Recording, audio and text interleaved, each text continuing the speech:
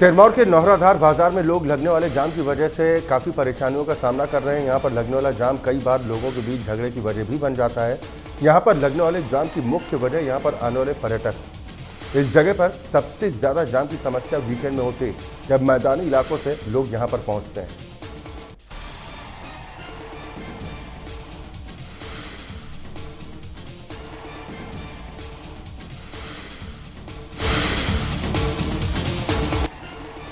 सोलन में भारतीय डाक कर्मचारी महासंघ की ओर से मंडलीय सत्र का अधिवेशन आयोजित किया गया। अधिवेशन में सिरमौर और सोलन के डाक कर्मचारियों के अलावा कर्मचारी संगठन के राष्ट्रीय नेता भी मौजूद रहे। अधिवेशन में सबसे पहले मंडल स्तर के कार्यकारिणी समिति का गठन किया गया।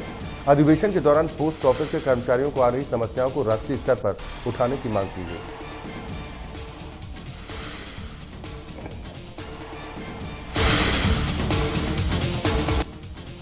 नई राष्ट्रीय शिक्षा नीति को लेकर सोलन में कार्यक्रम का आयोजन किया गया। इस दौरान 100 से ज्यादा शिक्षाविद इस कार्यक्रम में शामिल हुए। इस कार्यक्रम के दौरान नई शिक्षा नीति के क्रियान्वयन को लेकर चर्चा की गई।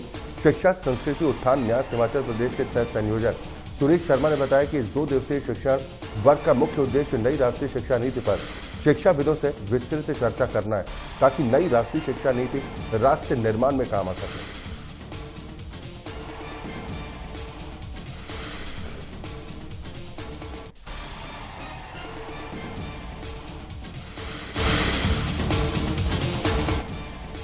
दिल्ली को फिलहाल वायु प्रदूषण से राहत मिलती नजर नहीं आ रही। दिल्ली के कई इलाकों में AQI रिकॉर्ड स्तर पर जा पहुंचा है। दिल्ली के आनंद विहार इलाके में AQI 999 तक जा पहुंचा है। इसके साथ ही दिल्ली के कई इलाकों का AQI गंभीर श्रेणी में दर्ज किया गया। वैज्ञानिकों का मानना है कि फसल जलाने और प्रतिकूल मौसम की वजह से दिल्ली एनसीआर में प्रदूषण इतना ज्यादा बढ़ गया। दिल्ली में 40 जगहों पर पॉल्यूशन को मॉनिटर किया जा रहा है।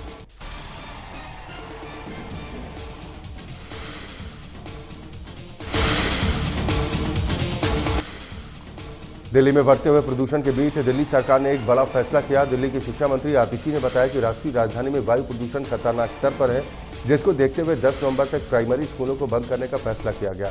इस दौरान 6ठी से 12वीं कक्षा तक के लिए स्कूलों को ऑनलाइन कक्षाओं में शिफ्ट होने का विकल्प दिया गया है।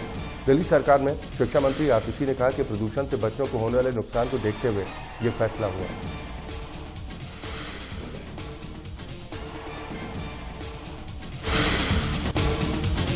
जो भी दिल्ली सरकार के पर्यावरण मंत्री गोपाल राय ने बढ़ते प्रदूषण को लेकर कहा कि दिल्ली सरकार की तरफ से हर संभव कदम उठाए जा रहे हैं। प्रदूषण को लेकर लोगों को जागरूक भी किया जा रहा है, साथ ही अलग अलग कैंपेन चलाए जा रहे हैं ताकि बढ़ते प्रदूषण पर काबू पाया जा सके।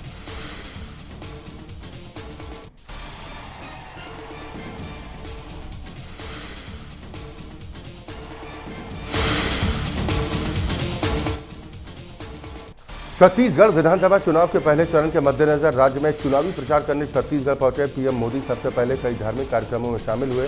सबसे पहले पीएम नरेंद्र मोदी राजनांदगांव पहुंचे, जहां उन्होंने डोंगरगढ़ में मां बमलेश्वरी मंदिर में पूजा अर्चना की और उसके बाद पीएम मोदी चंद्रगिरी में आचार्य विद्यासागर महाराज से मुलाकात करने के लिए पहुंचे।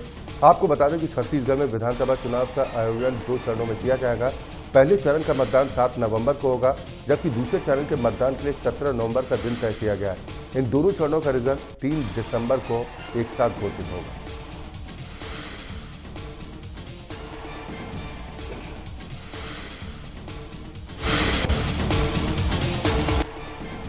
बीजेपी ने मिशन 2024 के लिए अपनी तैयारियों को और तेज कर दिया। इसी कड़ी में केंद्रीय मंत्री अनुराग ठाकुर ने मध्य प्रदेश में प्रेस कॉन्फ्रेंस कर कई मुद्दों पर अपने विचार साझा किए।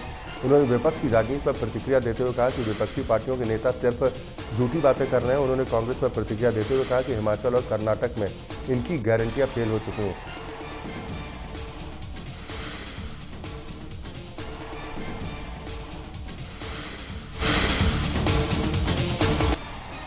जम्मू पुलिस ने एक बड़ी साजिश को नाकाम कर दिया है। शनिवार को जम्मू के नगरोटा में एक टिफिन बॉक्स टाइमर IED को बरामद किया गया, जिसे नरवाल सिद्रा बाईपास रोड पर फिट किया गया था।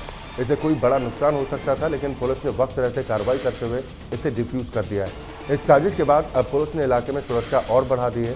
सूत्रों के मुताबिक शनिवार की शाम करीब 5:30 बजे पुलिस को सूचना मिली थी कि सिदड़ा नरवाल राजमार्ग पर एक पुलिस चौकी के पास कुछ संदिग्ध वस्तु है। पुलिस की एक टीम मौके पर पहुंची और संदिग्ध सामग्री की तलाश की गई।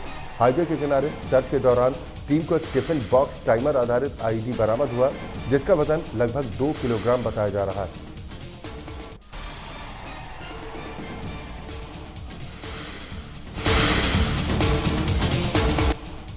नेपाल में एक बार फिर भूकंप के झटके महसूस किए गए। बताया जा रहा है कि भूकंप की तीव्रता 4.5 थी। बता दें कि नेपाल में बीते 36 घंटे में दूसरी बार भूकंप के झटके महसूस किए गए।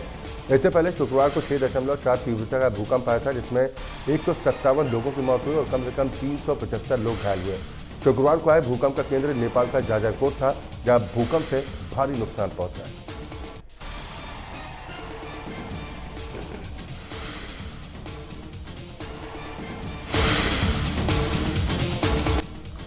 हमास को पूरी तरह से खत्म करने के लिए इजराइल ने अमेरिका के साथ मिलकर अब नई रणनीति तैयार की है, ताकि हमास को जड़ से खत्म किया जा सके। इजरायली आर्मी ने जमीन से लेकर समुद्र के रास्ते चारों तरफ से हमास की घेराबंदी कर दी है, ताकि हमास के ठिकानों पर चारों तरफ से हमला किया जा सके।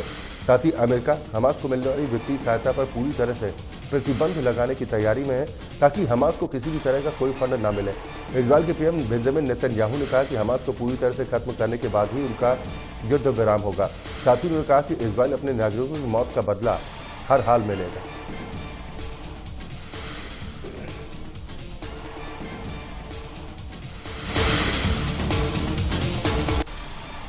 इजराइल और हमास के बीच जंग को आज पूरा 1 महीने का वक्त हो गया है। इस जंग में अब तक करीब 10,000 से ज्यादा लोगों की मौत हो चुकी है और हजारों की संख्या में लोग घायल हुए। आईडीएफ की तरफ से हमास पर अटैक और तेज कर दिया गया।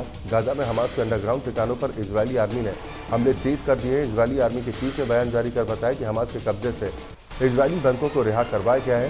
साथ ही उन्होंने कहा कि हमास ने जिन जगहों पर बंधक इजरायली नागरिकों को रखा, उनकी पहचान की जा चुकी है और जल्द ही सभी बंधकों को सुरक्षित इजराइल वापस लाया जाएगा।